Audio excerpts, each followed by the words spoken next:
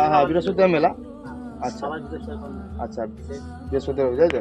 আমি চলে এসেছি রাধাপুরে ভীম মেলা প্রস্তুতি দেখাতে। আপনার সাথে আমি সমস্ত অভিজ্ঞতা শেয়ার করব, দেখতে থাকুন।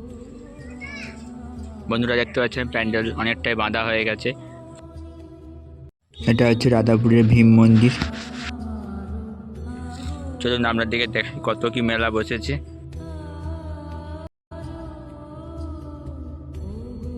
প্যান্ডেলের উপরে ছাউনি করে দেওয়া হয়েছে, এখানেই পুজো নেওয়া হবে। বন্ধুরা এখানে দাদা মেলা দেবে বলে মেলা বাঁধছে, দেখুন কত সুন্দর করে। দাদা কিসের দোকান দেবেন? প্লাস্টিক। ও, আর আগে কোথায় দিয়েছিলেন? আর আগে কোথায় ছিলেন? এখানে প্রথম? এখানে করেন, এখানেই বাড়ি আপনার নাকি? কদিনের মেলা এটা? 8 দিনের। হ্যাঁ হ্যাঁ বৃহস্পতিবার মেলা। আচ্ছা আচ্ছা, বৃহস্পতিবার তাই তো। ও বন্ধুরা দেখুন ধারে মেলা বসেছে, মেলা মোটামুটি সব বাঁধা হয়ে গেছে।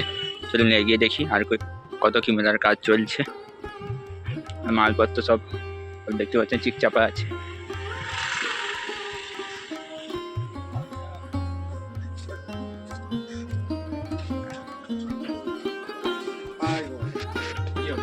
সাজানো হচ্ছে মেলা সব। বন্ধুরা ভীম মেলার প্রস্তুতি মোটামুটি এরা খুবই দ্রুততার সাথে তো মেলা বসার জন্য রেডি করছে, খুবই তাড়াতাড়ি করছে। প্রত্যেকটি দাদারা খুবই সুন্দর করে কাজ করছে।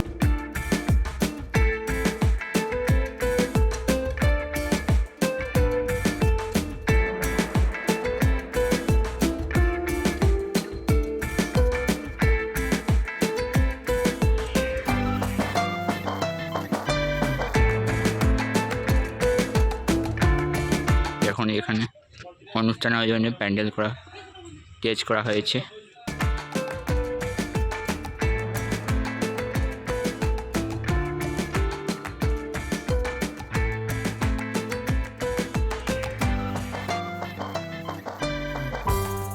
বন্ধুরা দেখতে পাচ্ছেন সাজানো হচ্ছে দোকান মেলা বসানোর জন্য। মেলাটা অনেক বসেছে।